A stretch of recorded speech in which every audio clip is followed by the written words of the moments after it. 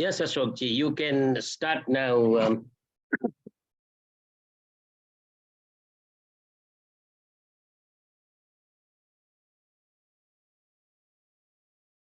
Okay.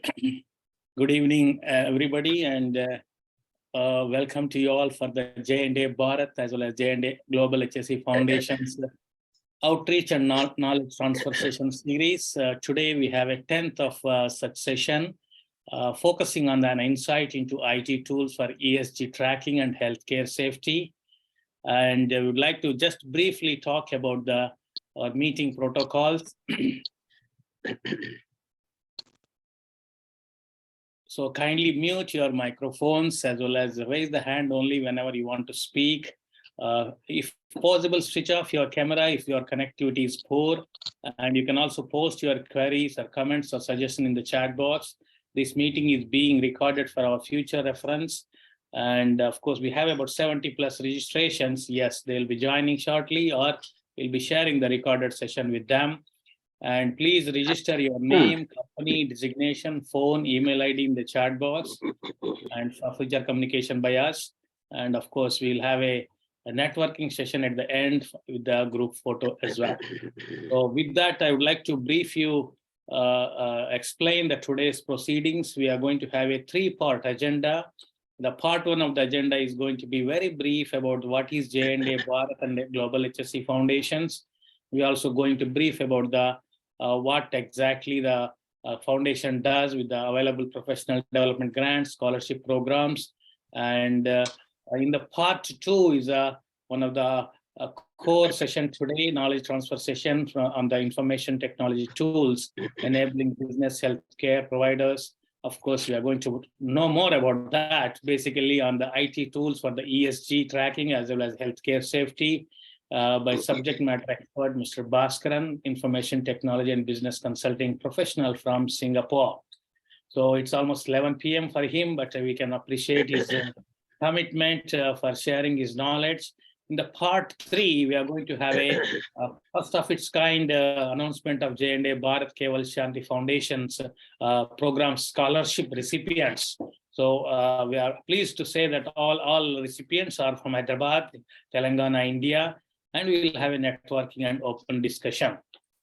So with that, I would like to continue with the part 1 of the agenda with the introduction of the J&A Bharat as well as J&A GlobalHSE Foundation.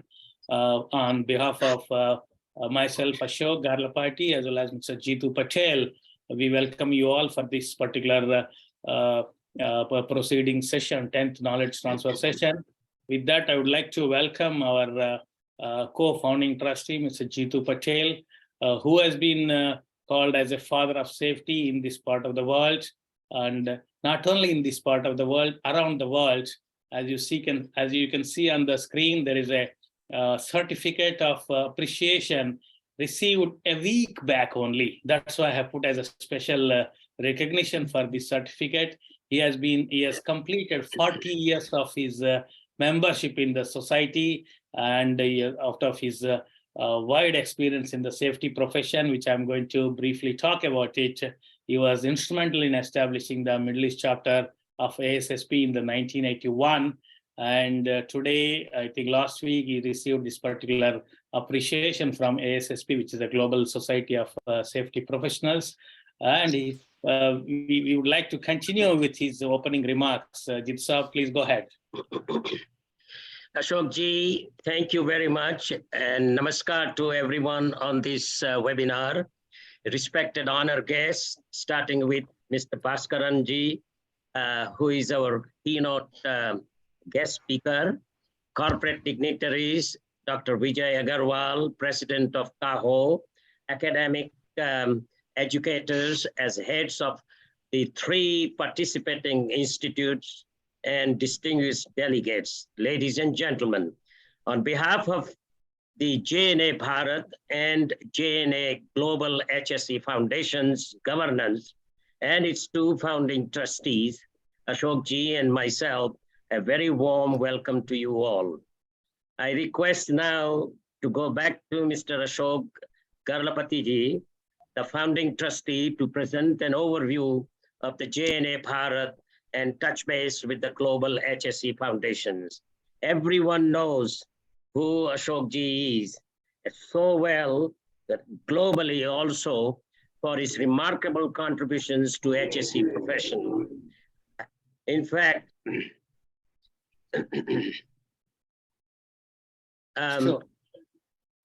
for developing not only programs and mentoring, but personally saving countless number of HSE professionals and also training them to do the right thing to save lives, save injuries, save property, and save environment.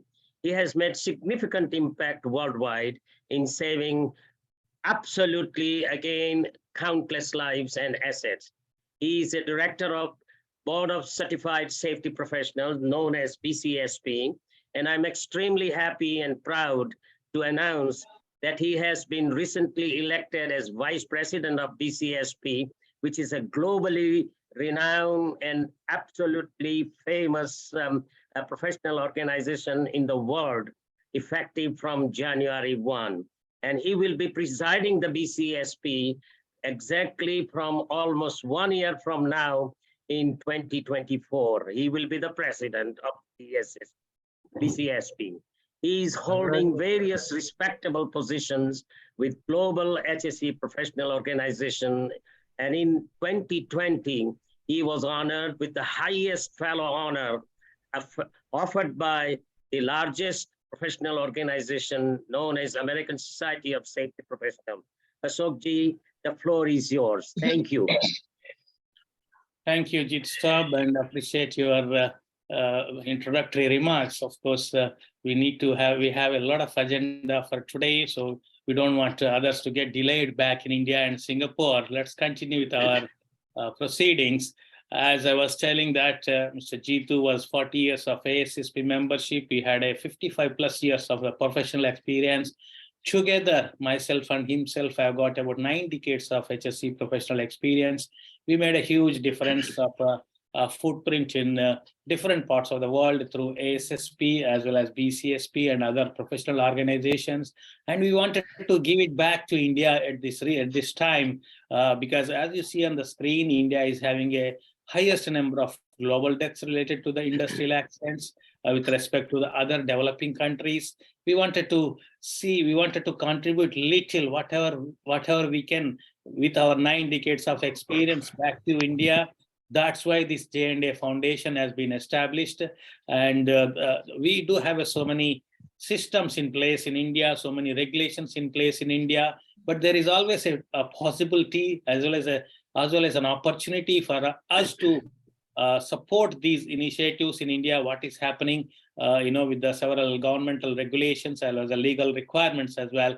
So we just established this particular foundation and focusing on the activities related to the occupational safety and health, including international collaboration. That's what we are doing today. We are bringing a subject matter expert from Singapore and sharing the knowledge for the benefit of the Indian professionals. So with that, I would like to briefly talk about the J&A Foundation, which we established in the year 2022 on 25th March 2022 with the renowned professional in the HSE field, Mr. Venki of IIT Gandhinagar.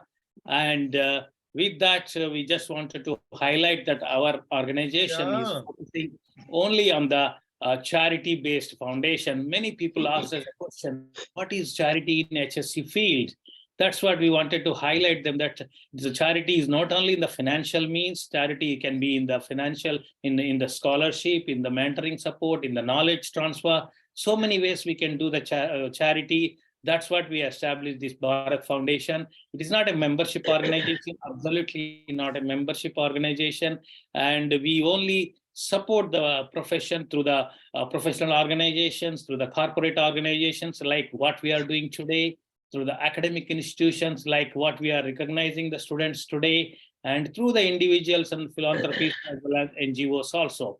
So our mission, vision, and objectives are very simple and very straightforward, just to support the HSE profession as well as the HSE fraternity back in India.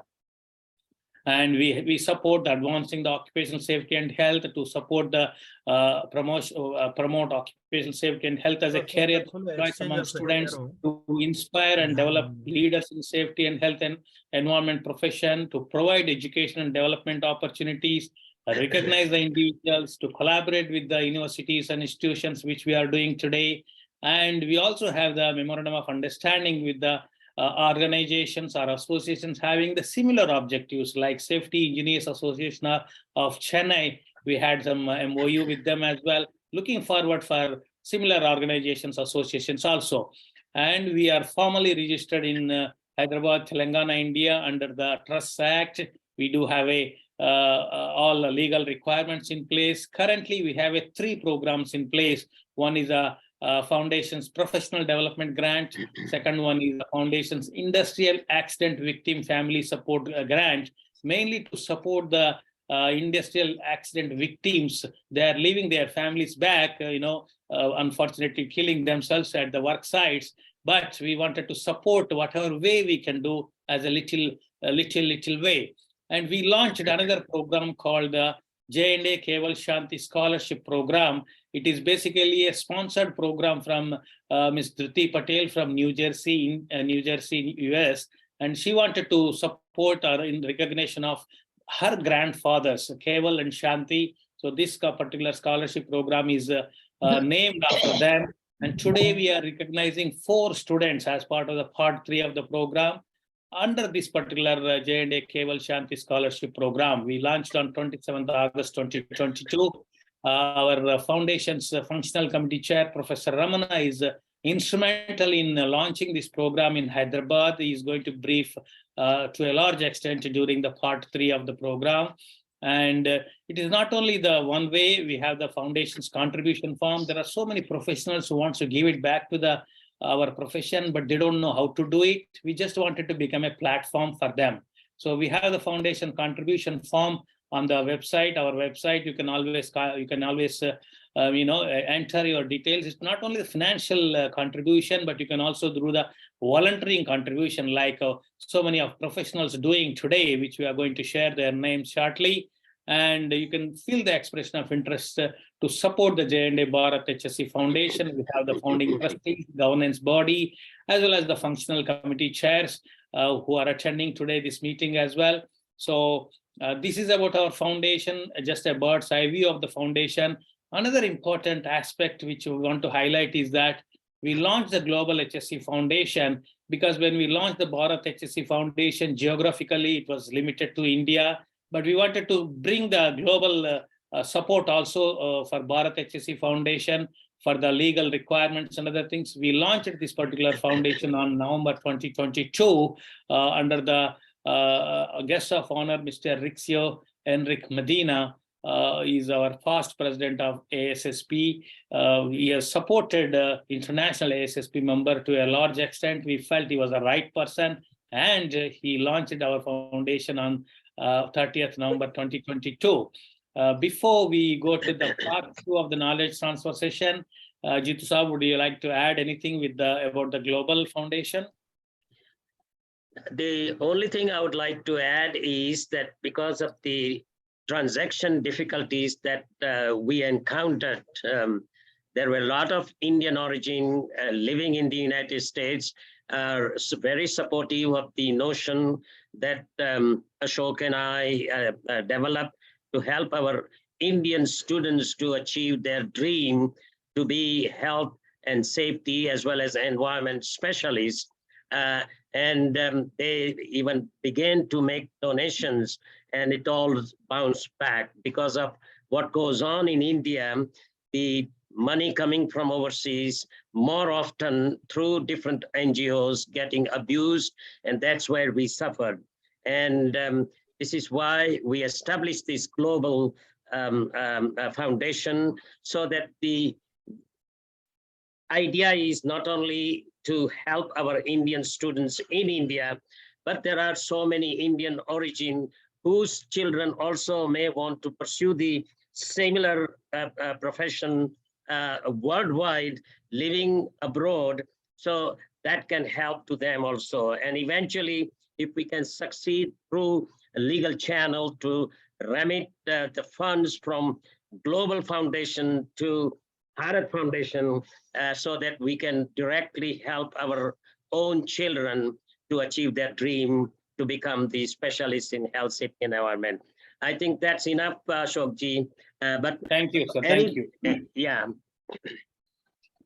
Okay, let's continue with the part 2 of the knowledge transfer session. As I was telling that our foundation is not only focusing with the financial support, we also do the knowledge transfer. We feel that that is also one of the charity in our profession. So every month we bring the new technology or the new subject matter expert, what we can give back to the safety professionals. Today we are doing the 10th outreach session on the basically on the information technology tools, basically on the for the ESG tracking as well as the healthcare safety. To introduce today's subject matter expert, we have our functional committee chair for awards and honors, Mr. Adavi Bala Srivashi Krant, who will be briefly talking about how IT tools can really support HSE professionals and also introduce the speaker of the day. Mr. Bala. At the end of many years of being nice, you actually die in your spirit. That's a tragedy if we live our whole life. We've been told that niceness. Sabdar Khan, you can mute, please. I think we could request people to mute your mics. Yes, of course. This is already, yes, thank you. Okay, Mr. Bala, I think I'm not sure he must be got struck. So let me highlight that Mr. Bala is a TPL specialist in KOC and he's a certified safety professional with the BCSP. He's our foundation's awards and honors chair and supporting on the foundations how we can recognize the people. And today we are recognizing some students with the scholarships and other things. So he wanted to briefly talk about today's session, but he'll be joining shortly. But today I want to introduce Mr. Bhaskaran. He's a subject matter expert in the information technology and business consulting from the Singapore. He has got 35 years of experience in Asia Pacific region related to information technology and business management. Experience in building software products and mobile applications, currently focusing on to empower humanity to the practice, sustainability, preventive health, and to improve personal productivity with mobile apps. And today's presentation, we are going to focus on the BlockRadiance Mobile Super App, enabling businesses, healthcare providers, educational institutions to engage stakeholders to collectively practice environmental sustainability. Today, I was attending our corporate quarterly HSE performance meeting, we call it. Our top management was talking about this, how to reduce the carbon emissions, how to reach the net zero. And today we are going to talk about that, how IT tools can support in achieving that for the organization towards the net zero. And he's also going to talk about how these IT tools can support the ESG initiatives of the companies, and of course the healthcare safety also in this application is going to support. So with that, we would like to welcome Mr. Bhaskaran for today. Mr. Bhaskaran, if you want to share your screen, you're welcome to do that, but you have over 30 minutes of your presentation, Mr. Bhaskaran. Go ahead. Thank you, Ashok. Let me share the screen. Okay.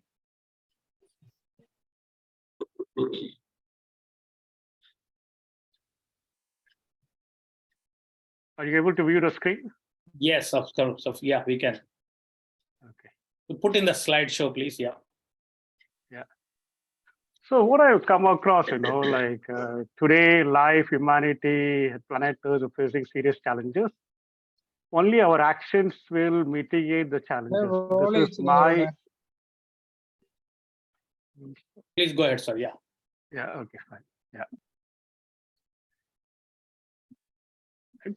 So everywhere, there is a pandemic situation. I'll keep the slides pictorial and very simple. I can always answer some of the questions in later part.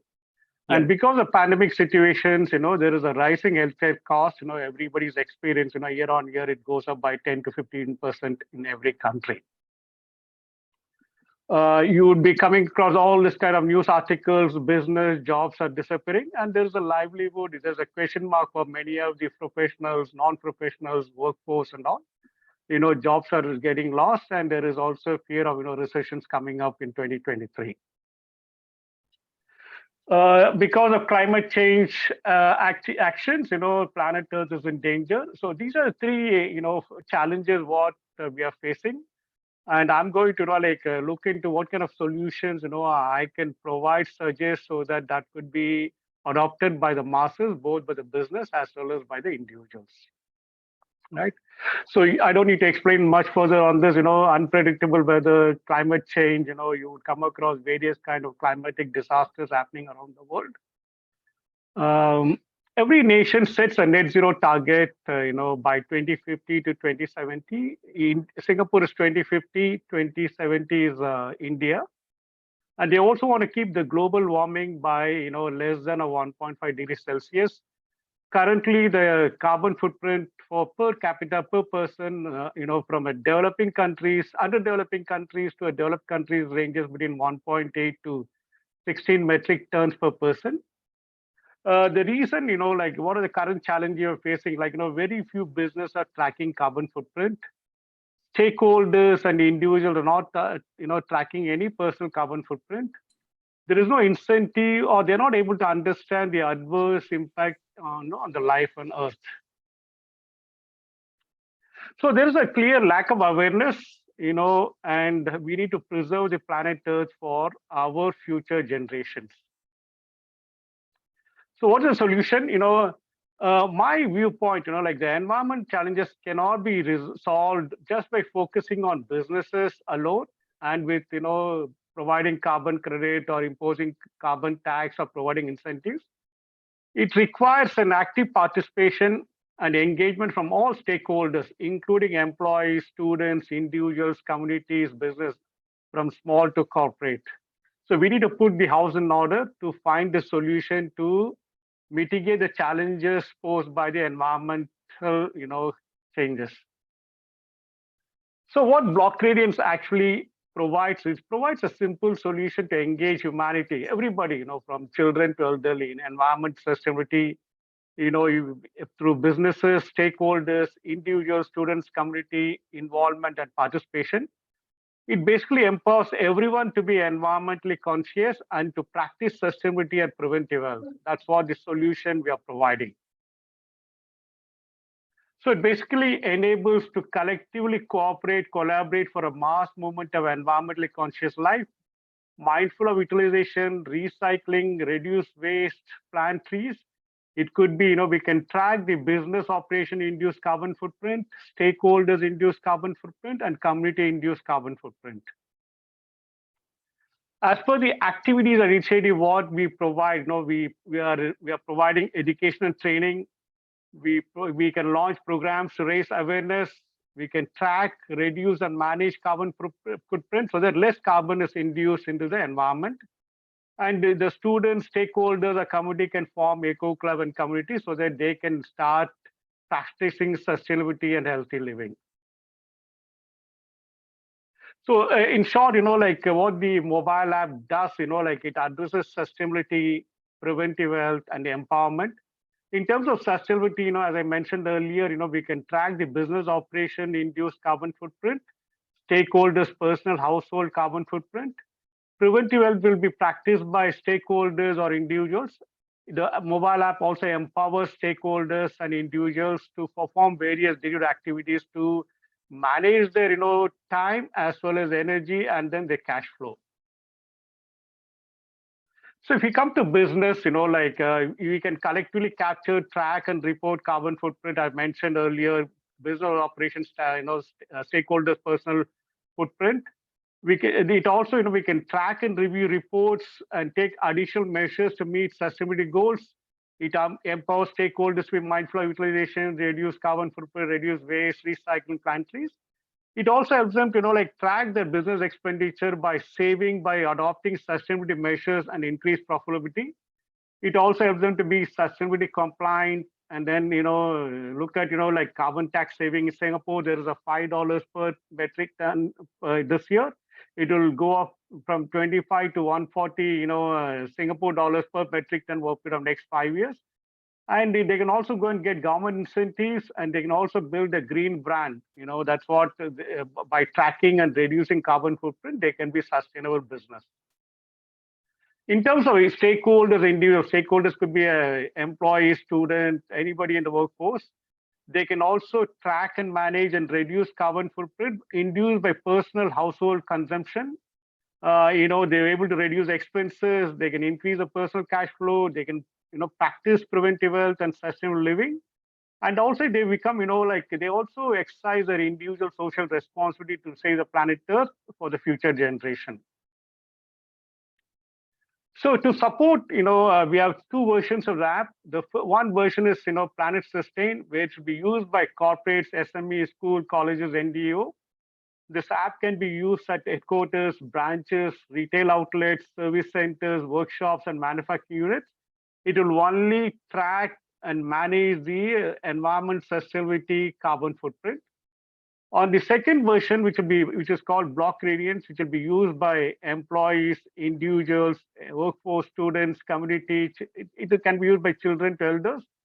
In addition to sustainability tracking, it has got modules like health, to practice preventive health. There's a finance module. There's an employment module. There is a student module. Documents, store documents, fitness, and they can be part of the global event. And they can also build a family tree, 3 generations up and 2 generations down. It is supported by various other tools, to support these 8 core modules, from backup to settings to volunteer, wallet, shopping, various other. This particular app, BlockRadiance, which will be used by individuals or stakeholders like employees, got 100+ features. All the data stored within the mobile app. None of the data is transferred to a server or a cloud to any other entity. So I just want to touch upon the sustainability. Like sustainability module, you just click on sustainability. You come across the UI. You look at electricity, transport, water, gas, plastics, paper, clothing, travel. And you also have offset measures like donate, plant tree, and recycle. Let's say, I want to, input my electricity data. Everybody might getting the electricity bill once in a 2 month or once in a month. I just need to click on electricity. I can select, two fuel types, solar energy and electric supply. I select electric supply. And then you will see that, electric supply, the unit of measurement is kilowatt hour, and kg CO2 per kilowatt hour. We are currently taking a reading of 0.28, 0.28 kg CO2. So you just need to select a month every year, from Jan to, let's say, December. I select a month, I enter the unit. Let's say you look at the electricity bill, 100 kilowatt hour, 2 kilowatt hour, you just put in the 200 unit there. Then month by month, what is your electricity consumption, in terms of unit, and then the kg CO2. For example, in this particular UI, you'll see that July 22, I've incurred 274 kilowatt hour electricity, and my kg CO2 consumption is, carbon footprint is 77. So similarly, I'll be doing for transport, like petrol, diesel vehicle, water, gas, plastic, PET bottle, plastic bags, unrecycled, recycled paper. Clothing, I was told, clothing actually contributes to 10% of global, carbon footprint. Travel, transport, air travel, those are the areas, what you can input the data. It's a simple data entry. You can, input data either on a weekly basis or a monthly basis. Once it's done, I'll just explain to our next few slides. So you can also track, your offset measures. Maybe you're donating books, you're donating clothes. By donating books, you're not recreating the books, you're not cutting down trees. So you get an offset credit. You can also keep a record with the images, and every month, you can actually store. You can actually input four or five records of data, you donated books or clothes. You can also plant some trees, you can also record that, and with the images with GPS, without GPS. You can also, do recycling activities. Like currently we are only, addressing the recycling paper as one of the recycling element. So once a user has done this either on a weekly basis or on a monthly basis, if there is a corporate or a business is involved, we will generate a sustainability report and we'll share the report with the business or the corporate, or even for school and colleges. This will add energy type, for example, electricity, water, gas. It will have fuel type, solar energy, electricity supplied energy, or electricity. It will have a list of branches which has been participating, the fuel type which has been there. It will also, go by month. It will also, let's say the business is engaging the stakeholders, employees to be part of this particular sustainability tracking. We will also list, by membership ID. We will not give the name. We will not put the name. We will give the membership ID of each of the employee, and his carbon footprint is offset, and whether he's net positive or net negative. This sustainability report will be generated and shared with the business or a corporate on a monthly basis. On the individual side, if you are using this app, you will see a dashboard on your mobile. You will see all your, the energy type, electricity, water, gas, and what is the kg CO2 you incurred every month or over a period of time. What is the unit of measurement? For example, kilometers, kgs, kilowatt hour. You will see the dashboard for emission on top, and kg CO2 offset value. For example, you have donated some books, planted some trees, or recycling activities. So every month, you can look at, your offset minus your carbon footprint, whether you are net positive or net negative. You can take necessary corrective action to understand, where you have to do more, activities to reduce your carbon footprint. Could be like, taking alternate, options, to transport, travel, reducing your electricity, consumption, switching off the lights. So you can look at various options for you to reduce the carbon footprint. We also, let's say if the corporates or business are participating, if their employees are there, we also generate a leadership dashboard where they can look at their company-related employees, how they're doing, whether they're net positive or net negative, and the ranking within the month. They can also look at, so that it creates some kind of competition, and also for the business and corporates to recognize and reward the top performer in sustainability activities. There's a workflow how we onboard. It's a simple automated. I can explain or share the slide with you later. So once you get a sustainability report, you also, let's say you're involving your stakeholders like employees, you can also get to, recognize, reward, give them certificates, cash rewards, or make them ambassadors to practice and, promote sustainability in the community within the company. I will go to Preventive Health, the next session. The currently, what I've come across, there is a rising cost because of, COVID situation. Clinics, hospitals are crowded. Health data and documents are not accessible 24/7 or on travel. It may be available through an app, but every hospital or clinic, they may have their own app, but it is not centralized and consolidated. There is also, reports which states like, expired medicines and medical waste create environmental hazard. In general, healthcare is more reactive than proactive. Today, this is more, targeted towards hospitals and clinics. Like healthcare service providers have limited time, resource, and infrastructure. Medical assistance often delayed. If you are an outpatient, in Singapore, let's say you're an outpatient, for you to get a bed, it takes around 3 working days for you to get a bed in Singapore. Rural healthcare gets, like in rural healthcare, again, they do not get the kind of assistance what, people in the cities get it. Remote industry associated, let's say there's a factory or a, industry complex in a remote location. Again, they're also not able to get the required medical assistance. They need to travel to a city. And generally, all the individuals, they do not, store their daily health symptoms and medical docs, or generally it's not available, let's say, let's say I'm being serviced by a clinic and I need to go to a different clinic. They don't have my documents. I also do not, let's say I'm ill for a past 14 days, 15 days for various, even for COVID-related situations. I do not store my daily health symptoms, all the 9 COVID symptoms from, headache, diarrhea to breathlessness, high temperature, fever, or my daily temperature and SpO2. I do not normally store it, or is it stored or written down somewhere, but I cannot share it in a format, which will be easily understood by the medical doctor and clinic. If we come to business, because let's say in Singapore, in addition to giving medical insurance to an employee, we also need to give some cash, amount every year, $500 to $800 to buy medical over the counter. So we are loaded with, increasing medical insurance costs. Often this results in a productive loss, an employee takes a sick leave. On the medical fraternity side, we have seen in Singapore a lot of medical people, nurses and doctors, they leave the profession or they change to something else. They often work long hours. Some people work 16 to 18 hours, and it takes a toll on the mental well-being.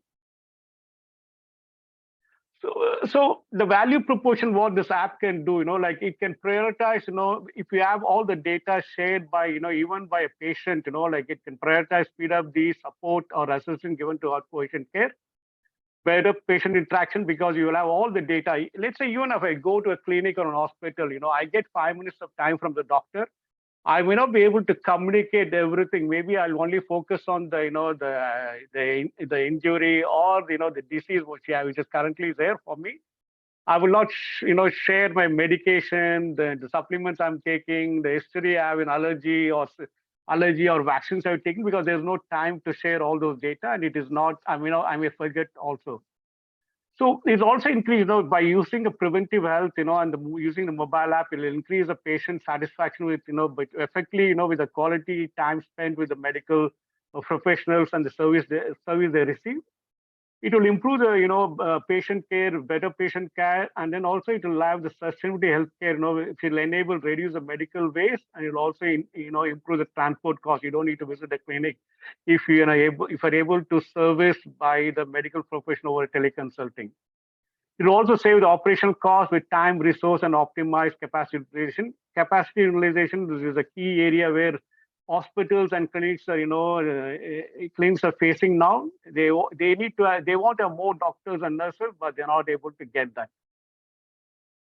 On individual side, individuals generally have no time to care for personal health till it is serious or life-threatening. For them, healthcare is generally delayed. They're not storing the personal health data, documents within easy access under their control. Currently use multiple apps, websites, or search documents stored at a physical location. They're not storing daily health symptoms and the readings, which is taken using, BP monitor or sugar monitor and all. They're not taking medicines, supplements on time, or they forget to take that. And generally what I've seen, medical data reports are not shared between clinics and hospital, and it is not easy to share for teleconsulting by a patient or an individual. So to address this, we have two versions of the app. On the left-hand side, you'll see Invo Health Plus. The Invo Health Plus can be used by a clinic or a doctor or a nurse. You can manage 25 patients, health data record within one single app. You can search, we have kept it at 25% because we are not sure, what is the mobile version or the memory or what capacity, the mobile phone they're using in terms of performance. There's no limit to how many patients record can be stored, as long the mobile can support, the hardware can support that kind of requirement. 98% of the time you don't need to access internet. The app will work without internet once, it requires the internet access only first time when you're downloading, installing updates. After that, you can cut off the internet, it will work, you can access everything. Or when you want to share the data, you can share the data using your Bluetooth also. When it is used by clinic and hospital, and if the patient consents, we can generate a daily symptom heat map. I'll show it in subsequent slides, provided the patient consent to share the 9 COVID symptoms from headache to body tiredness and all, and SpO2 body temperature. All of the data is stored within the mobile app itself. On the patient side or individual side, stakeholder side, they will still use the BlockRadiance Health module, and this data is stored again within the mobile app. I will show the next slide what all data you can share it. So the health app, basically, you can store daily and past health data, daily health symptoms, readings taken using medical devices. You can store medicine supplements. You can set 6 reminders, when to take medicine for each patient or each individual. It has got a medicine expiry. If you put in an expiry date, it will remind you when this medicine or supplement are expiring 30 days before. And you can also, like currently, like what we do, we buy medicine, we supplement. If the expiry happens, we just throw it. If I know that this particular medicine is going to expire 30 days later, I may even go back to to the medical shop and say, okay, fine. Why don't you give it to somebody who's underprivileged, who cannot buy this medicine? I don't need it anymore. That can be done. It stores all the historical data of chronic diseases, allergies, vaccine. Again, it stores, the vaccine expiry date reminds you 30 days, 90 days before 60, 30, like that. It will give you reminders so that you can go and get the vaccination done. You can store your lab and pandemic reports. It's very simple to use. There's a data privacy. It comes with reminders and alerts, right? So basically, it helps you to manage your personal health. It helps you to save costs. It has got aging history, dashboard. You can do search. It helps you to practice preventive health. Be conscious of practicing preventive health. So let's say there is a hospital and they have patients, or clinic they have patient, and the patient given consent to share their 9 COVID-19 symptoms, SpO2 and temperature. We can generate a heat map. We give a weightage, and hospital clinics can view this dashboard, and then they can basically take preventive action by calling that patient or a community in that particular area. What's happening there. We are seeing these kind of symptoms, and then is there anything happening? They can also predict or guess what kind of pandemic, epidemic, or community disease spreading in that particular location. It will also reduce time, effort, resource taken. Let's say I know that in my particular locality where I'm servicing these kind of symptoms are happening. I see the heat map. I'll be able to quickly understand and then start calling them and then start helping the patients to take preventive action, so that helps to cut down the spread of diseases. So the mobile app, in addition to enabling everyone to practice sustainability and preventive health, it also empowers to improve personal productivity.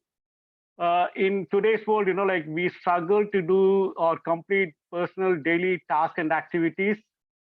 Normally, we use Excel sheets, multiple apps, notes, portals, or stored in physical location. Often end up, when I want to search some certain things or documents, I often, end up searching these documents. I lose my time, energy, money. And let's say I don't pay my, dues on time. It basically reduces my productivity. And then, I do not normally, unless you keep track in an Excel sheet or in a mobile phone calendar and all, you forget renewals, expiry, and due dates. Again, what's important today, everybody needs to understand, how to manage a cash flow, what is the expense, various kind of financial activities. App helps them to track all those, by storing the data with reminders and alerts. It also, indirectly helps them to manage debt. All the documents, be it a personal document or home appliances, a vehicle, education, employment, you can store within the mobile app. It comes with alerts and reminders for renewals, expiry, and due dates. All the data, as I mentioned, is stored only on your mobile phone, and you can search for all these, documents at one place. It also has, a module for employment, primarily to support, unorganized sectors, contract workers, they can manage their pay slips, timesheet with GPS, without GPS, reimbursement. They can send leave application. They can manage all their past and present employment details. They can do that. App also has got a student module where student can plan the study hours, and then they can put in leave application, attendance with GPS, without GPS. They can also manage current and past education details. We also developed a volunteering model where a student or a teacher can teach underprivileged children. That's be free of cost. They can volunteer, and this volunteering activities, we basically ask them to onboard. We understand the capabilities, and we need to verify the credentials, and then the underprivileged children or student can put in a request, and then it automatically it looks at which is the children who requires what kind of education of what level on the what subject, then we automate that, engagement from a teacher and to the student. My belief, like data not under control is not your life, because everybody else uses your data, monitors your data. They do target marketing. They, sometimes you see the data gets hacked. You would have come across, like AIMS data, AIMS data got hacked. Like I was told, 5,000 patients were affected by it. Telecom, like data, even like Telstra, Optus in Australia, their, their user data got hacked.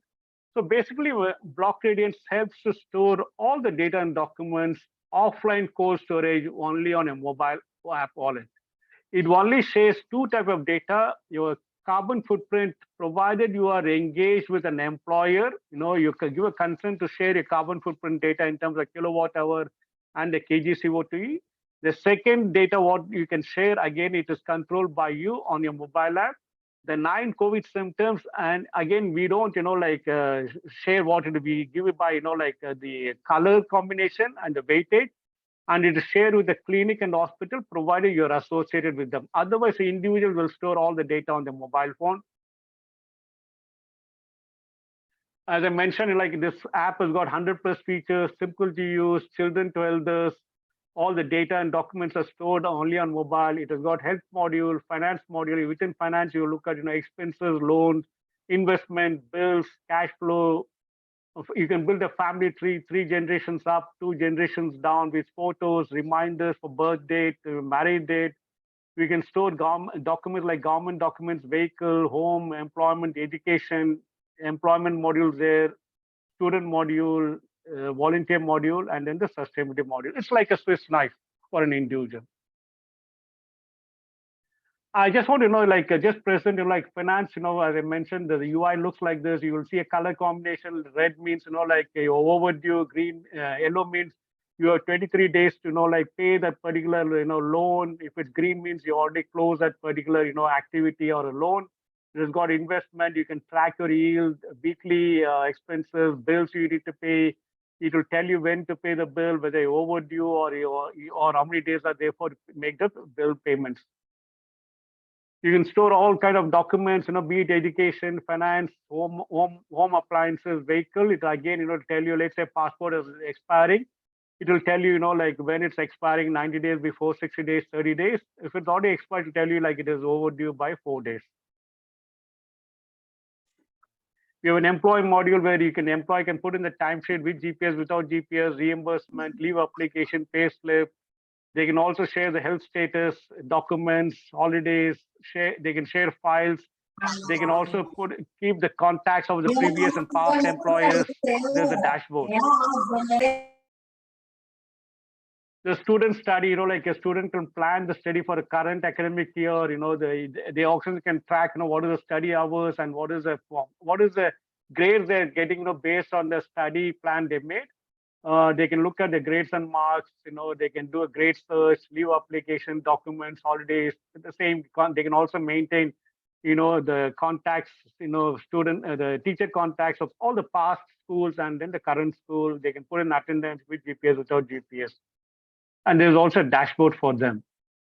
In terms of family tree, you start with you can, let's say you are the 4th gen, you can build 3 generations up to your great grandfather, grandmother, and then the 2 generations below, your children, grandchildren, your uncle, aunt, niece comes. You can store your birth dates, marriage dates. So it'll remind you, you need to greet your parent or your children on a birth date, marriage date. It'll give you all the reminders. There's also a fitness module. The fitness module is not 100% developed, but it does a basic function. And we also can, schedule an event for planting trees or donating books and all. The event is scheduled. You can join the event. You can, you can order some merchandise and all that's related to event organizer. This app, though it looks very simple, easy to enter, but this is supported by, like a portal which has got around 80 UI pages. I'm just showing, one UI page. We got so much of masters. For example, let's say we need to add one more category of, like in electricity, like let's say it is electric vehicle. We can just add it, within 5 minutes, we can release it for the user to use it. So there are a lot of functionalities we built in, but it is easy for the user to use it. It is also easy for us to, like input the data and generate various kind of masters. So it has got, all kind of, it has got, if there is an issue happening at the mobile app, we will know by membership ID which particular mobile app is having the issue. And then let's say my portal is down, I will know, my portal is down, or the API for the mobile app is down, I'll know.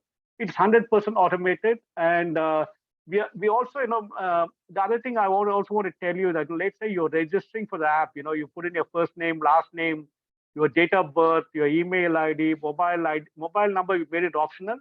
Once you log into the mobile app, your email ID is permanently deleted from the server. If you're not putting a mobile number, it's not going to be there.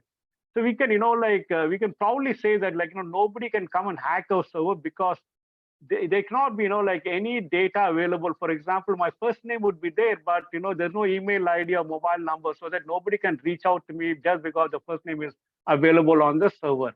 Again, all data is encrypted. You need an encryption key to decrypt. And even if I want to decrypt, I need to go through 5 levels of workflow before I do that. Normally, nobody will do it on the fly on the portal side. As I mentioned, it has been released globally. It's the most advanced and automated portal. It addresses data security, real-time engine, bidding engines, heat maps, dashboard reports. It has got technical support. You can generate a technical support from the app. You can do survey, feedback. It's 100%. Again, as I mentioned, it's got, it is an enterprise grade, portal built, support from individual to SME to corporates. And it can also be, embarked by the government to, to release it for the citizens. This is 100% social purpose initiative to manage life and save planet Earth. As an individual, even though, I'm part of this, I will not draw a single salary or a benefit, even one single penny from it.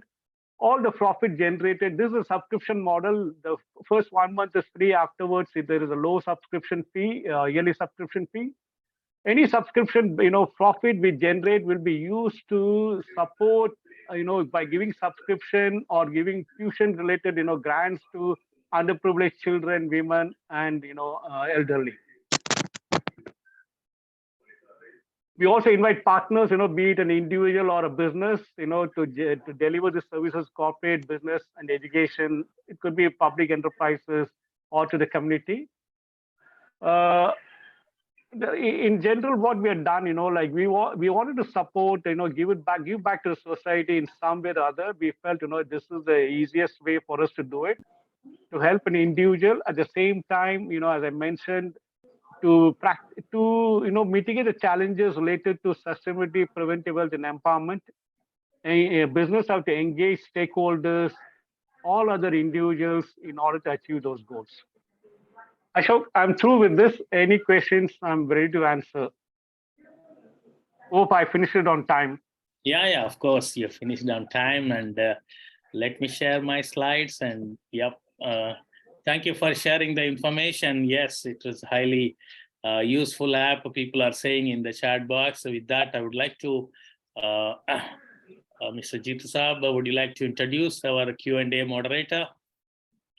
Yes, sure, Ashok ji. Bhaskaran ji, it was a wonderful presentation, and I see a lot of comments and some questions on the chat box.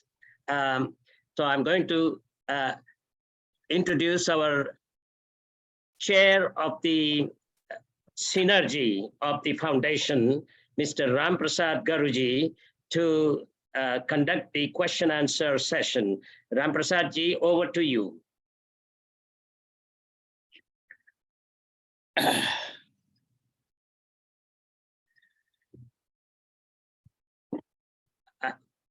First off, my apologies. I've been traveling so heavily.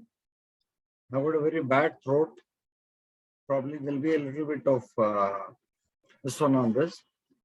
Now, coming to the presentation and the discussion that we had, sir, I have some very critical and crucial questions. We had discussed about the app and the sustainability and things like that.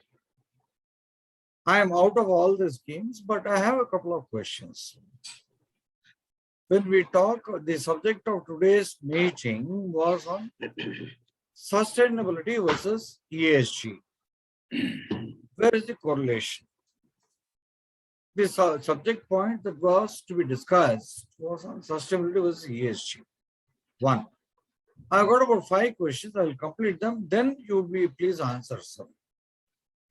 A substantial part of the ESG is also driven by the NGOs. Under such a situation, what is the extent to which governance is advised? Because to be very honest and blunt, I could not find something directly connected to the subject which was on the record today. Next, I was reading about the intertwined relationship between health inequity and racial disparities.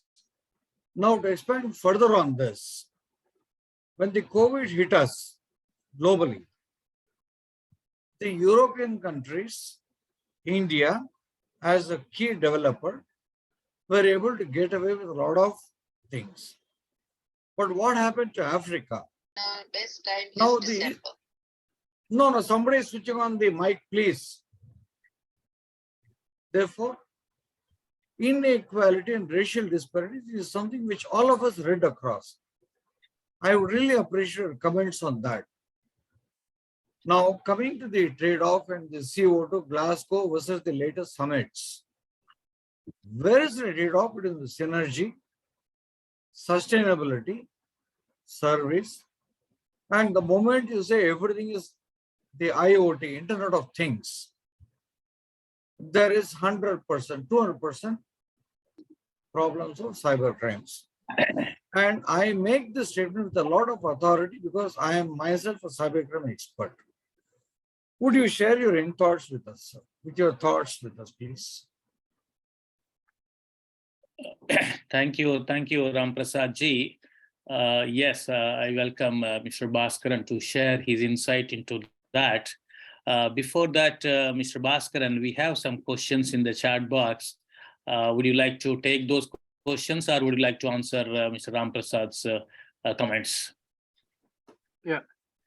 Okay. I'm not a. This particular app doesn't address safety. It only addresses, environmental sustainability, preventive health, and the empowerment of individuals. I'm sorry, if I miscommunicated, on this particular area. The objective was, to present this an option, where individual can practice, business can engage their stakeholders to, practice sustainability and also practice, preventive health, and also empower them. That was the objective of this particular presentation. Sorry, you mentioned about NGO. Can you repeat that question? One moment. No, it's okay, Ram Prasad ji. I will briefly talk about that.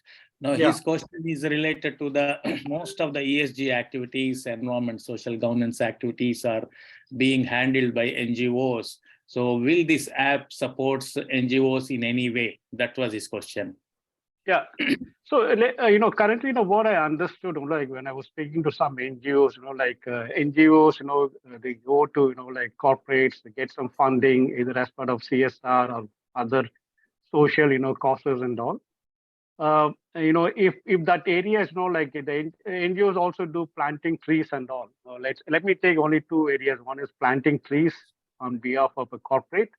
And then they, and then the preventive health. Let's say they're promoting this preventive health in the community.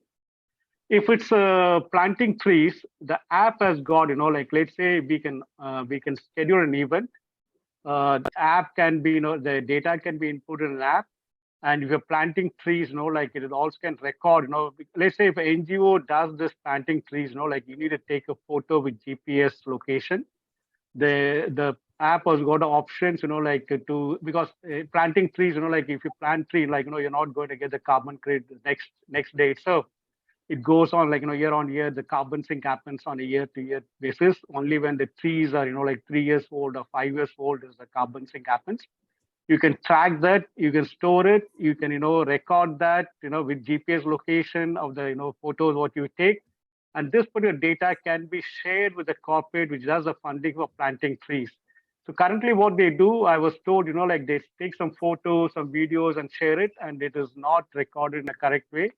Here, the app will help them to record and then share it. And then also it will generate a system report for the NGO, which can be shared by the NGO to the corporates or the donors. They can do it. If they're going to they get some funding for social causes, for, promoting, preventive health or, for health related, activities or, they have a mobile van for health and all. The app can store that individuals or patients in those locations. The data can be stored, by the Health Plus app. That data will be available, and they don't need to depend upon, any centralized data access.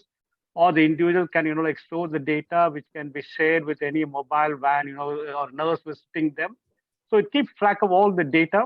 In terms of governance, currently, I also come from an IoT background, SCADA, IoT and all. We have been talking to Singapore Environment Council to do a mass adaptation, where data can be actually fetched from an IoT device or an instrument. It's not available, in a wide range, at wide locations all over India or in Singapore.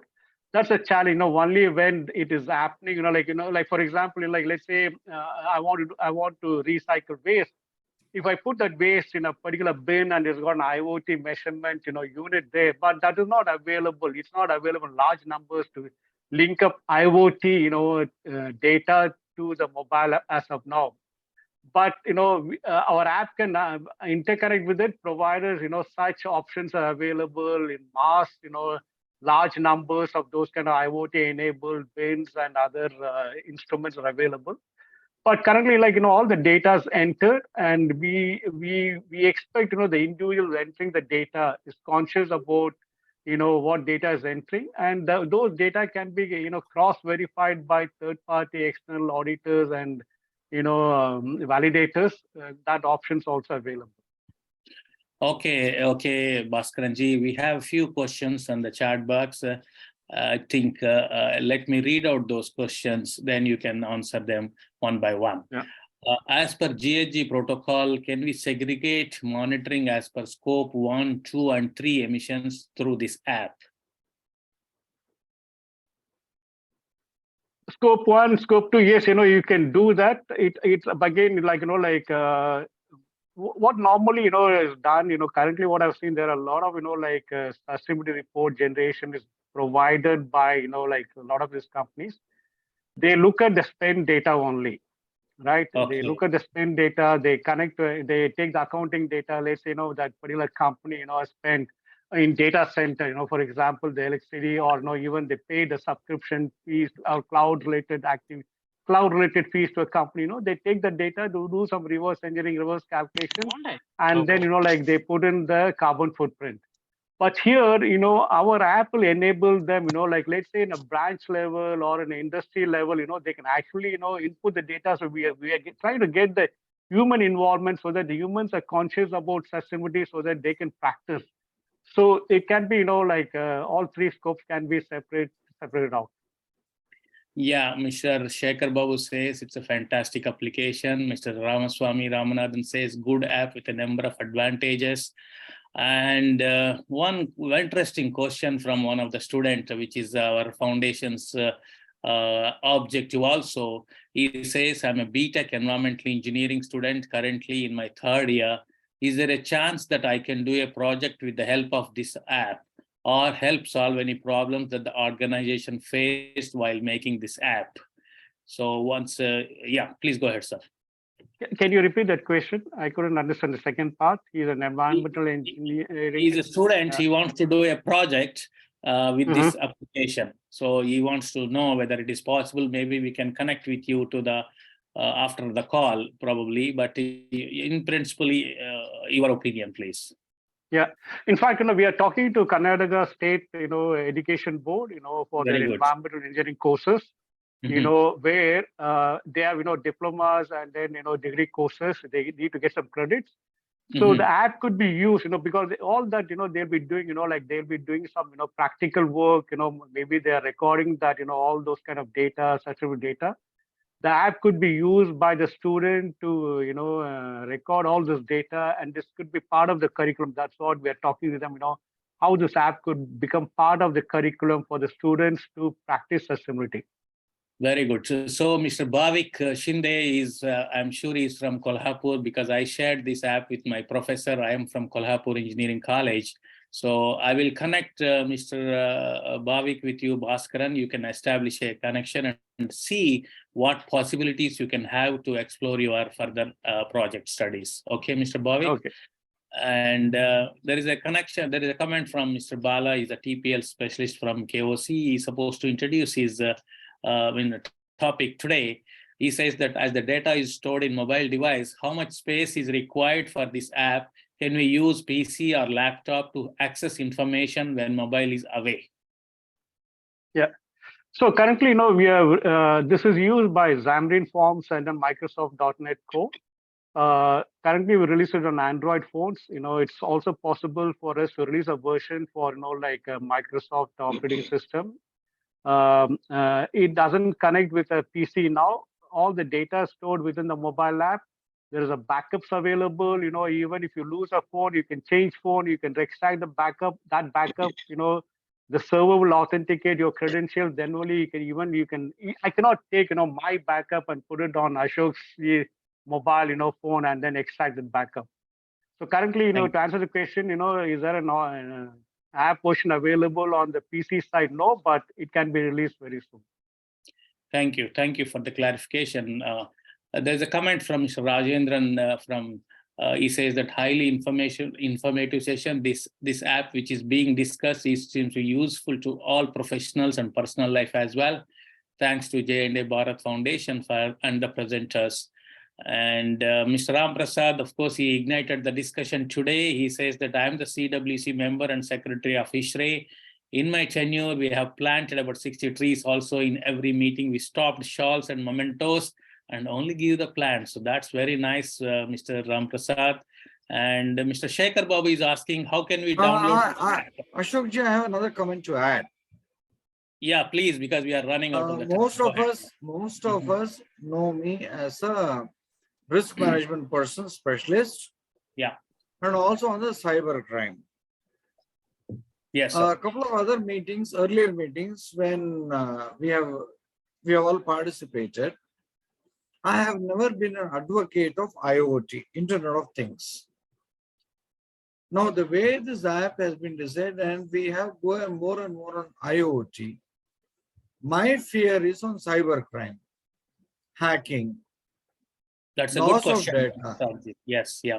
These are the challenges that would come up in this kind of an app.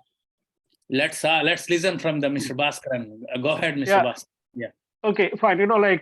See, the app, does not share or transfer any of the personal data related to health, documents, employment, it only shares the sustainability, like in terms of carbon footprint, right? For example, let's say if I'm an individual, my membership ID, what is my electricity in terms of kilowatt hour, 100 kilowatt hour, and what is kg CO2e? That's the only the data shared to the portal, right? That information may or may not be useful to somebody or may not be useful to somebody. I cannot vouch for it, but all the data is encrypted, and then like we also have a data like cleansing management, all those policies are put in place. So we are not sharing like any data which could be harmful to scam an individual or to threaten him. We are not sharing those kind of data. We only share two kinds of data, as I mentioned. Carbon footprint data, again, it goes by membership ID. It's only those values we are sharing. And then if they're associated with a clinic or an hospital, provided the consent is given by the individual, again, the health symptoms in terms of weightage, again, we are not sharing the allergic condition, medicine, supplements, lab reports, all those data cannot be shared. And even if I want to, I cannot take it. It's all available within the mobile app, and only the user has complete control. So I do not, foresee any cyber security related issues on this particular usage of the app. Okay, thank you, Mr. Bhaskaran, as well as Mr. Ramprasad ji for conducting the session of the Q&A. As we are running out of time, we would like to continue with our part 3 of the agenda. Yes, Ashok ji. Go ahead, sir. Yeah. Let's thank both you and Ramprasad ji for conducting the question answer session. But in particular, I would like to extend sincere appreciation to answering all the questions asked to Bhaskaran ji. But some comments you already mentioned that it's an outstanding presentation, a lot of advantage it has, applicability, it is sky is the limit and all that. While listening to this question answers, I'm getting lots of text messaging requesting for recorded version of this so that they can follow up with us and also Bhaskaran ji. So that itself is a full credit to the speaker for presenting this beautifully and explaining the usefulness of the app. Before we go to the part 3, I would like to warmly welcome Dr. Shantu Amin, who is not only the professor, but director of HSE Research, Cancer Research Institute of Pennsylvania University. Thank you, Dr. Amin, for sparing your time with us. And we definitely will share the recorded version of this 10th OKT, which is the outreach knowledge sharing session with everybody, including those who were in our database so that they can benefit out of this presentation. So let us move now to introduce Professor Ramana, who is our chair of the student mentoring and scholarship, to invite and explain a little bit about J&A Keval-Shanti scholarship program and the recipients of the year 2022-23. Professor Ramana, briefly, please explain all about what we are gathered today. Thank you. Go ahead, Professor Ramana ji. Yeah.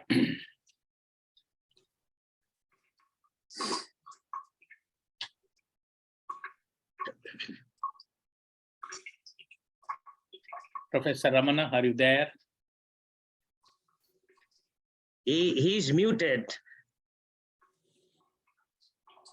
Professor Ramana, you must be talking, but yeah. Yes, yeah, go ahead, sir. Go ahead.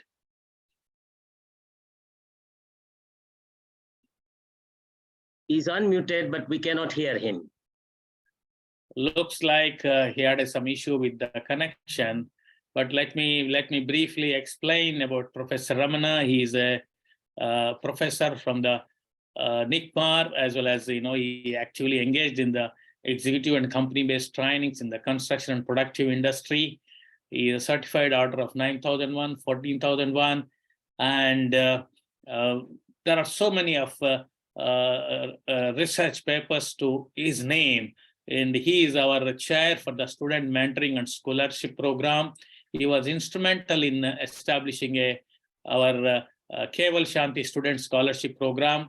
And he also interacted with the several institutions offering this scholarship program. Basically, this is, as I was telling during our introduction, that this is a sponsored program from Madam Dhruti Patel from New Jersey, USA. She was she wanted to support the women students basically through this particular program who are doing the health, safety, environment academic courses. And whole idea started from there. And Keval and Shanti are her grandfathers. So she sponsored this program under J&A platform. For example, Mr. Bhaskaran was telling that he would like to interact with the several institutions as part of the social outreach. So probably we can also reach out. We can also have some sort of a collaboration like J&A Keval-Shanti scholarship program, Mr. Bhaskaran, in the future. So today we are announcing this particular scholarship recipients.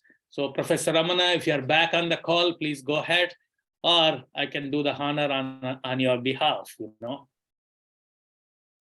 Probably it is too late in the night. I think Ashok, you will have to carry on because he's having some issues. Yes, go ahead. Okay, I'm going ahead. Yeah. So announcement of recipients of this J&A Keval-Shanti Student Scholarship. Basically, this is the first of its announcement. We launched this program on 27th August 2022. And we are today announcing the J&A Keval-Shanti Student Scholarship recipients.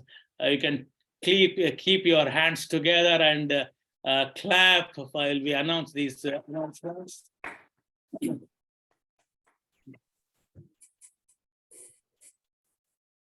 This is coming from Madam Dhruti Patel.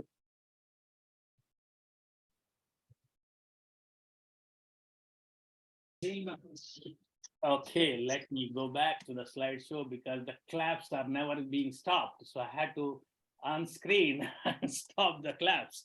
So we have received several applications from across India, basically mostly from Hyderabad. So Professor Ramana was instrumental in getting the applications from the NICMAR, National Institute of Construction Management. I'm sure the professors also here from the NICMAR, the students also there, the winning students, recipients of this particular scholarship. There is a PG diploma in HSE management, the construction HSE management. It's a one-year course.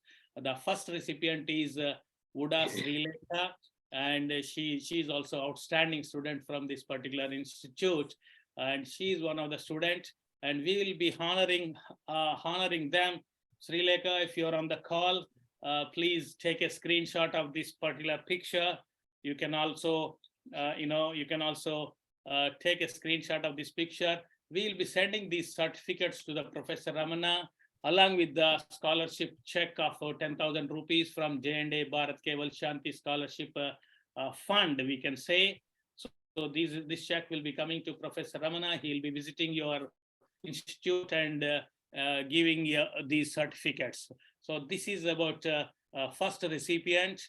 And after announcing all the recipients, I would like to welcome I would like to request any of the students who would like to submit their narration, because as part of this application, they have to submit the narration, why they have chosen this safety profession and what are they going to achieve. It's something like that. There are one interesting narrations they have submitted, and we would like to give an opportunity to these students to talk about those narrations.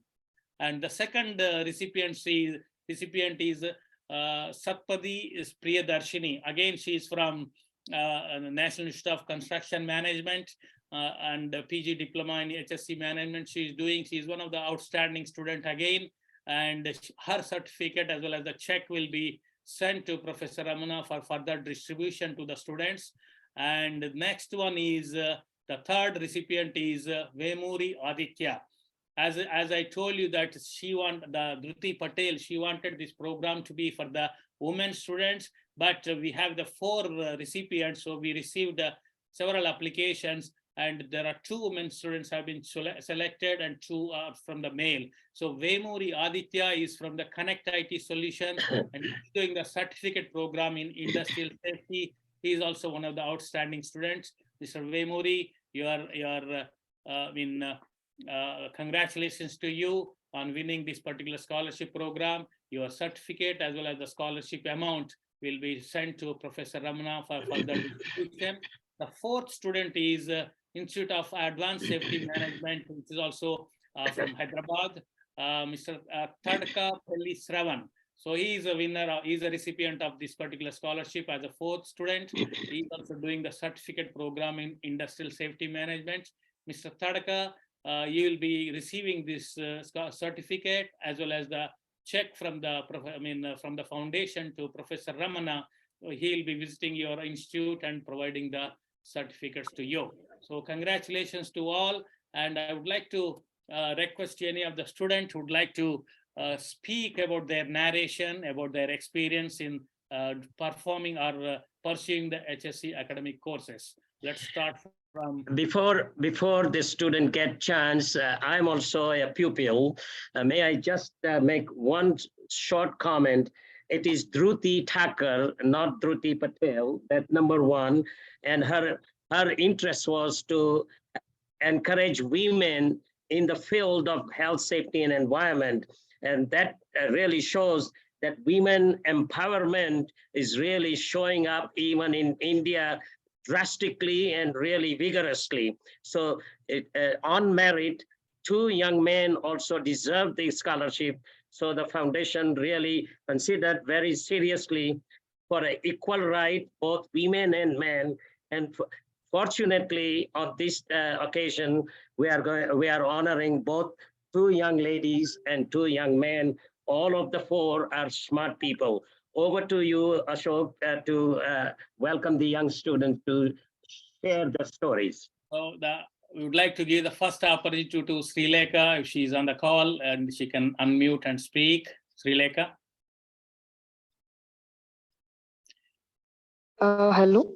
Yes, Am I go ahead. audible, sir? Yeah. Yes, go ahead. Yeah. So, good evening to all the dignitaries present over here in this very proud platform of J&A. Actually, now currently I'm working in L&T construction. So my narration is like I wrote what I felt regarding health, safety, and environment. So health, safety, and environment, these are the most important basis for any human to live a sustainably happy life. But unfortunately, on the other side of coin, if we see, these are the only 3 things which are mostly ignored, not only in work side, but also in the personal life also. So lack of safety, it hampers the progress in any project or any industry. Safety and progress, if they both go hand in hand, then only Well said. the all-round development will be possible in a sustainable way, that too. So for sustainable development, it is very important for any industry or any platform to provide safety and health, safe and healthy environment to all the workers, and also to educate the people or the workmen who are working the importance of EHS in any aspects of progress. What is the importance of EHS? Every person should know. And regarding my work in this construction industry, it's been only few months, sir, I have joined. And actually we have to say the workmen are, they are amidst of many hazards, many risks. They are working in amidst many risks. So it is really, really important for us as safety professionals to provide the workers a healthy and secure environment for minimizing the hazards and risks, and which in turn helps in speed progress. So, and I also thank Dhriti ma'am for this great program, and I also thank all the dignitaries present over here. And I'm surely going to cherish this scholarship of my life. Thank you so much. I'm feeling so grateful and gratitude filled. Thank you. Thank you, Srilekha. And I'm sure since you are already in the employment, you can use this scholarship for the professional upgradation to do further courses. Thank you very much. And thank you for sharing your insight. Let's go to the Satpati Priyadarshini, if she's on the call. Good evening, sir. Good evening, everyone. Good evening. Very nice. Go ahead. Yeah. Okay, sir. Sir, as already Srilekha told about that, all these things, so what we are facing in our day-to-day life. I'm also working in the construction industry. So basically, I'm from L&T, real. So, very sir, nice. the main challenge started when I chose my career in mechanical engineering, because sir, we can see that in construction, how it is difficult to combine this engineering that with the health and safety. So it's like people are not, the people who are basically from the part of the executions and planning, they never bother to the people working over there. Because if the workplace is safe, if the people are safe only, then the manpower, like what we call LTI, lost time injury. Yes, exactly. Yeah. So that thing to achieve, the main priority thing that what we should look after is that the people should be safe, that in the workplace they are working for. So as a safety officer, my roles and responsibility in my profession is to facilitate in setting up and reviewing the project EHS objective and legal requirements, and the periodical site EHS inspections, and along with responsible to implement the project EHS plans, SOPs, and the permit to work systems. And these organizing trainings, as I also completed just Looks like your connection is weak. Thank you, Priyadarshini. I'm sure you can also upgrade your skills with the support of this scholarship. And to implement the EHS objectives and to fulfill them. And I'm very much glad enough to receive this achievement. And basically, thanks to Professor Ramana. I think he would be hearing me for giving this opportunity. Yeah, giving me this opportunity to enhance my knowledge and to achieve these things. Thank you, sir. Excellent, Priyadarshini. I'm sure you will use this scholarship for upgrading your skills in the HSE profession. Let's listen from, thank you, Priyadarshini. Let's listen from Vemuri Aditya.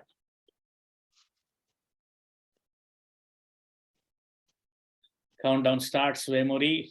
5, 4, 3, 2, 1. Looks like you're not on the call. Let's listen from Mr. Shravan. Okay, so Mr. Shravan also is, looks like he's not on the call, but we'll be sharing his success with him through Professor Ramana. Professor Ramana, if you are back on the call with your microphone issue, you can speak and talk a little about this particular effort by you and with the support of the institutions of NICMAR, Connect IT, and IASM.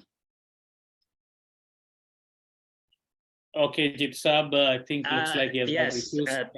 So all it remains for me to say thank you to Professor Ramana and congratulations to all the recipients of the most deserving scholarship as recognition of their outstanding accomplishments.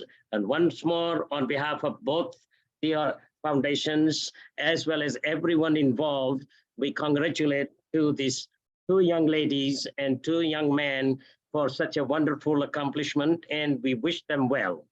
Our foundation plans to recognize individuals like we just witnessed, organizations, corporations, and academic institutions that have made significant contributions in making a difference in advancing the field of health, safety, and environment. Your monetary contribution is a true inspiration in preparing the next generation to effectively combat the problems that our humilious future holds. Donors will have the liberty to choose the name of the scholarship, like we just awarded Keval-Shanti scholarship, that their money is going towards. We greatly appreciate your time and commitment to creating the future of health, safety, environment globally. We can experience much worse than what we already are. So please come forward and do your part.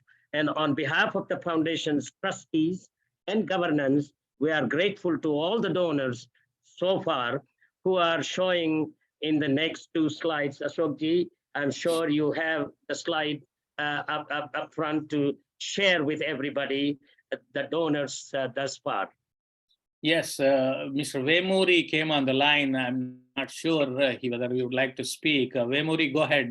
Due to internet connection, I cannot deliver my gratitude. Oh, I see. Okay, go ahead. Let her. No problem, Vemuri. We noted your comments. Thank you very much. Before I show our honorary contributors onto the J&A Bharat HSE Foundation from different parts of India, as well as J&A Global HSE Foundation, we have been getting a lot of contributions and supports, not only in terms of the financial support. We have the functional committee members as well. They are supporting voluntarily through their time and efforts, as you see on the screen. And today we have one interesting contributor who would like to share his views on his contribution, why he is contributing, what made him to contribute for the our foundation. Mr. Dakshinamurthy is a continuous contributor. Go ahead, Mr. Dakshinamurthy. Thank you, Ashok. Good evening to all. I am happy to be part of the foundation since its establishment in March 22. I have been contributing during my every birthday to this foundation. Today, I am happy to see the foundation recognized with the scholarships to 4 outstanding students. I am thrilled to see the contributions of the foundation and wish everyone the best in the upcoming years. We are extremely grateful to our philanthropists for their generous donations to both of the foundation, as mentioned by the Jitubai. Mr. Bhaskaran, we cannot thank you enough for delivering such an outstanding presentation, emphasizing the need of our tool and emphasizing how to engage the stockholders to practice sustainability, preventive health, and to improve productivity, engaging and empowering them in their social responsibility. You have shown the path to our healthcare organization and your young HSE professional to advance and excel utilizing the app of such a great importance and value. Thank you. Our sincere appreciation to our honored guests, their presence and esteemed support to J&A Foundation. The ongoing support the governance body to the foundation's mission is of immense value. These charitable HSE foundations, thank you. We are indebted to all the delegates to attending the 10 OKD presented by our 2 great speakers, Mr. Ashok Garlapati and Mr. Bhaskaran. You made the event a great success. Your active and quality support is extremely important. Friends, we invite all to take time to visit Foundation website and complete the form showing you willing interest to support the foundations for this noble cause mission towards safer workplace and the community. No contributions are ever too small. Once again, thank you for sparing your valuable time for making the event a great success. Together, we would prevail and make a difference in our great nations. Thank you. Ashok ji, before you make the final comments, I would like to just share with everyone on this webinar that people like Shankar Rajgopal, who is always running from one place to the other, and he spared his valuable time to be with us, just like Dr. Amin, who is the director of Hershey Cancer Research Institute. He's extremely busy, and he, similar to our Shankarji, is also on great demand throughout the world.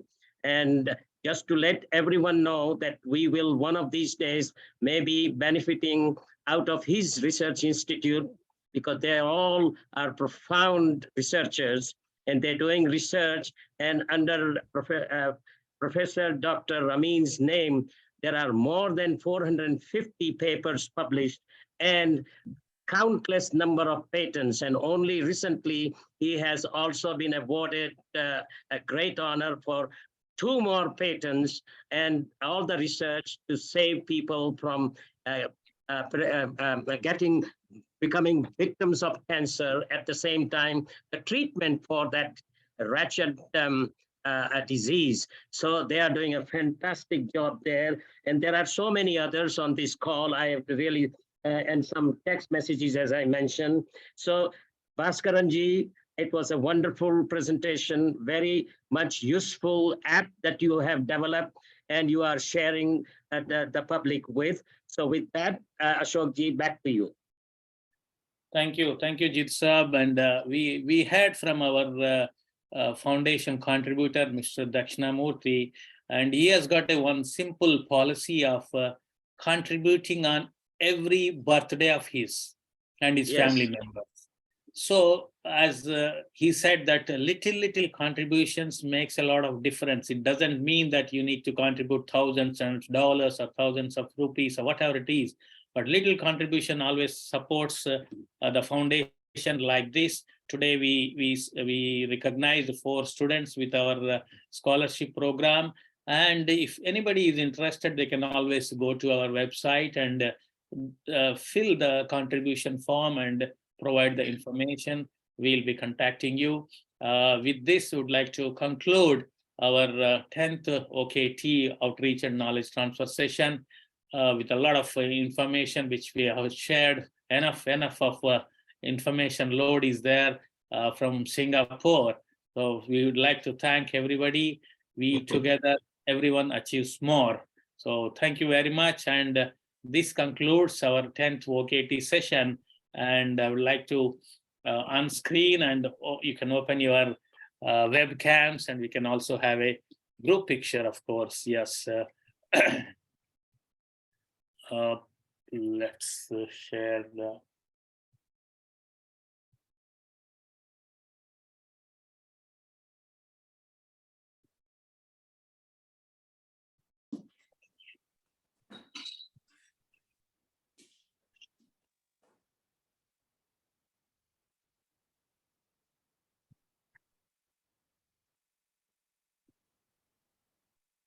Stop share. Yes. Okay. It would be nice if you all show your camera and put it on position so everybody can see your picture. I see Mr. Parikh is also with us.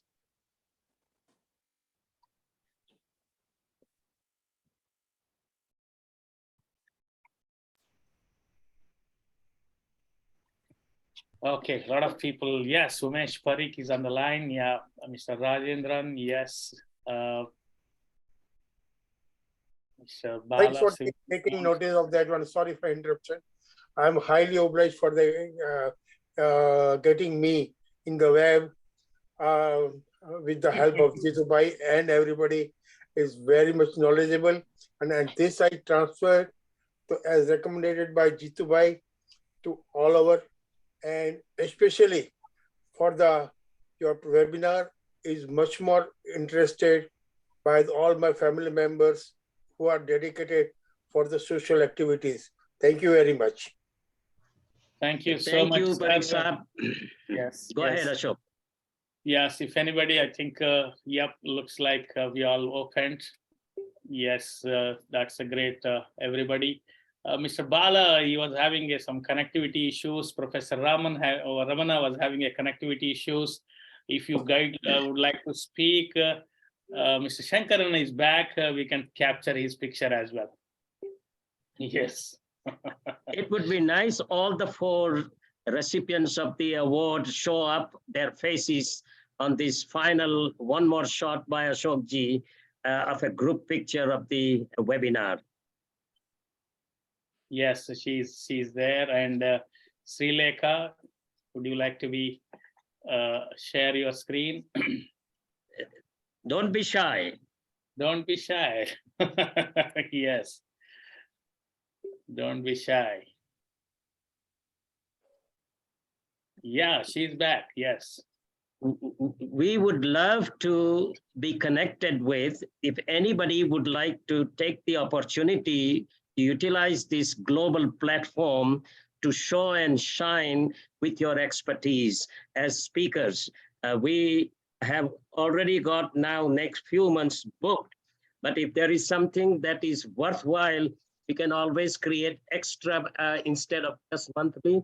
We can always have a special program for you. Just like Bhaskaran ji, he shared this app, which has a wide applicability and usefulness. So we depend on the usefulness and applicability, and there is no limit. It has to be once a month only. So we welcome your input anytime, suggesting your topic as well as the date and the time, which is always we like 8:30 Indian Standard Time, so that people after work can be with us. Great. Yes, we would like to open it for Professor Ramana once again, because he was instrumental in the... Now Sri Lekha is on. So now at least we've got now women power on. Yeah, of course. I took the picture of them, everybody. Yes, yeah. So, okay, Bala, the time back to you. I think you have got an issue with the Zoom update and other things. Would like to brief anything? Let me. Thank you, Ajit Saab, and thank you, gentlemen. And it's so good to see the young professionals are being awarded with this outstanding scholarship. And as Jitu Bhai rightly said, this is the first step that we have introduced of this award program. Many more to come.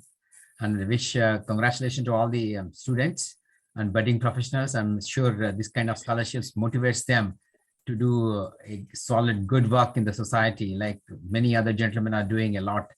And also outstanding job by Professor Ramana Saab. I think we are missing him for his remarks. And great, definitely I'm going to seek his blessings when I visit Hyderabad next time. Thank you very much. Thank you, Bala. And with that, I would like to stop recording and open it for any casual discussions. Thank you very much. That concludes our 10th OKT session.